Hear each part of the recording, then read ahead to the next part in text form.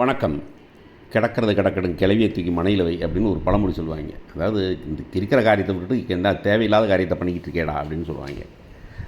நம்ம இப்போ இந்த சைக்கலாஜிக்கலாக இல்லை வந்துட்டு மேத்தமேட்டிக்கலாக இந்த மாதிரி எங்கே வந்து சயின்ஸ் வர்றோம் அங்கெல்லாம் படிச்சிங்கன்னா ஒன்று இருக்கும்னு எப்போவுமே வந்துக்கிட்டு எப்போவுமே வந்து ட்ரையல் அண்ட் எரர் வந்துட்டு எப்போவுமே ஒத்து வராது அப்படின்னு சொல்லுவாங்க. இன்னொன்று பார்த்தீங்கன்னா ப்ரையாரிட்டைசிங் அப்படின்னு சொல்லுவாங்க. ஏபிசி அனாலிசிஸ் அப்படின்னு சொல்லுவாங்க. எதை முதல்ல செய்யணும், எதை அடுத்து செய்யணும், எதை அடுத்து செய்யணும் அப்படிங்கிறதான் வந்துக்கிட்டு உள்ளது.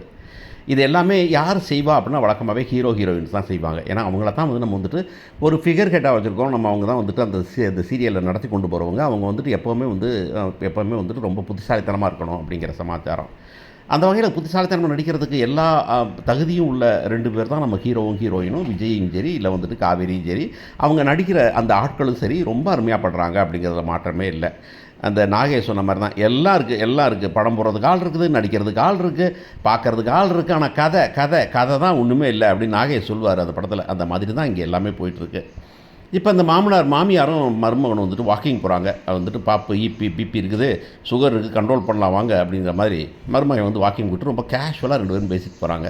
நேற்றுக்கு வரைக்கும் காரி துப்பிட்டு இருந்தாங்க. இப்போ என்ன திடீர்னு வந்துட்டு அப்படியே க்ளோஸாக போயிட்டுருக்காங்க. போயிட்டுருக்கும்போது பேசிகிட்டே போகிறாங்க. பேசிகிட்டு இருக்கும்போது சொல்கிறாங்க, நீங்கள் வாக்கிங் போகிறது ஒரு மாதிரி இருக்குல்ல அப்படிங்கும்போது, ஆமாம்மா கொடைக்கானலில் இருக்கவங்களுக்குலாம் அந்த இடம்லாம் எப்படி இருக்கும் அப்படின்னு சொல்லி கொடைக்கானலை பற்றி இவர் பேசணுன்னே அந்த அம்மா டக்குன்னு ஷாக் ஆகி, என்னடா அது கொடைக்கானலை பற்றி பேசுகிறீங்களே அப்படின்னு சொல்லிட்டு, கொடைக்கானல்னு சொன்னே பொங்கி அளவுறதுப்பா. என் வீட்டுக்காரர் அப்படி காசை பார்த்து கொடுத்தாரு. அந்த பசுபதி பையன் எல்லாத்தையும் ஏமாற்றிவிட்டேன்.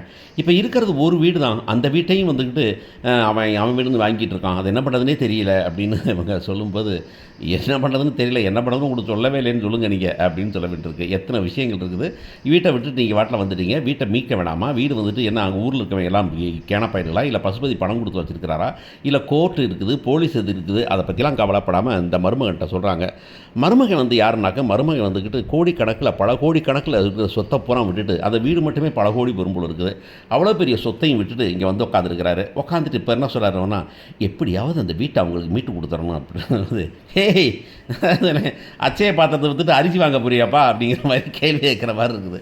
அச்சய பாத்திரம் மாதிரி அவன் சொத்து இருக்குது. அந்த சொத்து எவ்வளவு சொத்து, அதில் இந்த மாதிரி கொடைக்கானலில் பாதி வீட்டை வாங்கலாம், பாதி வீடுகளை வாங்கிடலாம், எல்லா வீடுகளையும்.